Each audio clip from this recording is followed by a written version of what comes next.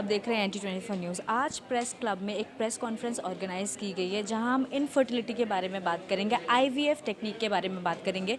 Doctor पूजा मेहता हमारे साथ है, आइए बात करते हैं इनसे। मैम बहुत बहुत स्वागत है आपका।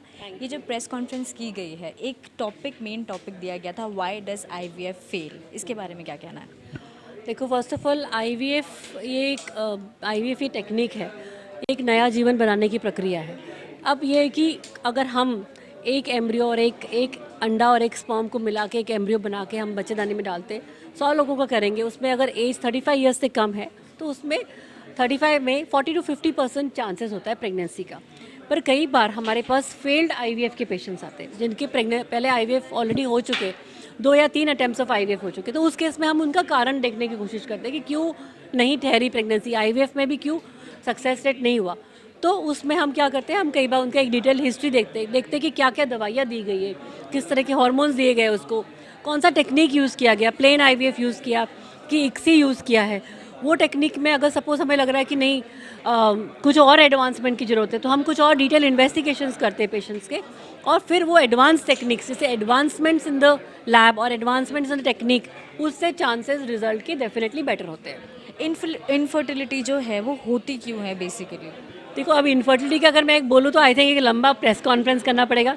हाँ, बट मेजर अगर मैं बोलूँ तो 3 अगर मैं बोलूँ, एक होता है कि 40% चांसेस है कि फीमेल में कुछ प्रॉब्लम होती है। उस फीमेल में प्रॉब्लम में अगर मैं बोलूँ पीसीओडी एक बहुत इंपॉर्टेंट चीज़ है जो बहुत कॉमन है। दूसरा है एग की ख़त्म होना, प्रीमेच्योर ओवेरियन फेलियर कहते हैं। एक होता है एंडोमेट्रियोसिस होता है जिसमें अंडे में सिस्ट बन जाते हैं, कई बार ट्यूबें ब्लॉक्ड होती है, तो वो लेडी का कारण होता है। 40% मेल्स में प्रॉब्लम होती है। 40% मेल्स में मतलब कई बार उनके शुक्राणु की कमी होती है, या शुक्राणु के तेज़ चलने वाले मोटिलिटी की कमी होती है, या एबनॉर्मल शुक्राणु बहुत ज़्यादा होते हैं, या एब्सेंट होते हैं, स्पर्म्स होते ही नहीं है उस केस में, तो वो एक मेल का कारण होता है। 20% केसेस में उसमें से 10% हस्बैंड वाइफ दोनों में ही प्रॉब्लम होती है, और 10% में हमें कोई कारण मिलता ही नहीं है, मतलब हस्बैंड और वाइफ दोनों एकदम ठीक होते हैं फिर भी प्रेगनेंसी नहीं हो रही होती है।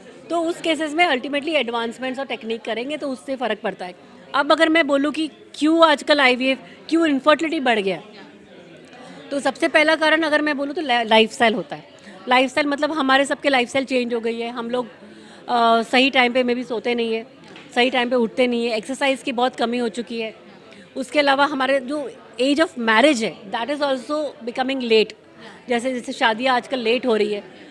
अगर शादी जल्दी भी करते तो बेबी प्लान नहीं राइट टाइम पे करते, तो ये सब कारण होते हैं। अच्छा, एक जो मेन कारण आता है अल्कोहल, स्मोकिंग, ड्रग्स, ये एक बहुत ही मेजर कारण है जो आप सिर्फ मेल्स में नहीं सुनोगे, आजकल लेडीज़ में भी हम सुन रहे हैं कि बहुत एक्सेसिव बढ़ गया ये सब चीज़ें। और स्ट्रेस तो है ही है, stress is a part of our life, everybody of us are career oriented, हम चाहते हैं कि हमारा कैरियर बहुत बढ़े, लेकिन उस चीज़ में हम कई बार अपना बेबी और ये पार्ट थोड़ा पीछे छोड़ देते हैं। तो एक हमें ना एक अच्छा वर्क लाइफ बैलेंस मेंटेन करना चाहिए, जिसमें हम अपनी बेबी, अपना प्रेगनेंसी, फैमिली और काम को साथ में अच्छे से बैलेंस कर पाए। That is the thank you suggestion very which I give. Thank you very much. तो ये थे हमारे साथ डॉक्टर पूजा मेहता, जिनका ये कहना है कि अगर हम अपनी निजी ज़िंदगी में चीज़ें अच्छी करेंगे, अगर हम प्रैक्टिस अच्छा करेंगे, एक्सरसाइज करेंगे, तो इनफर्टिलिटी रेट कम होने के चांसेस हो सकते हैं।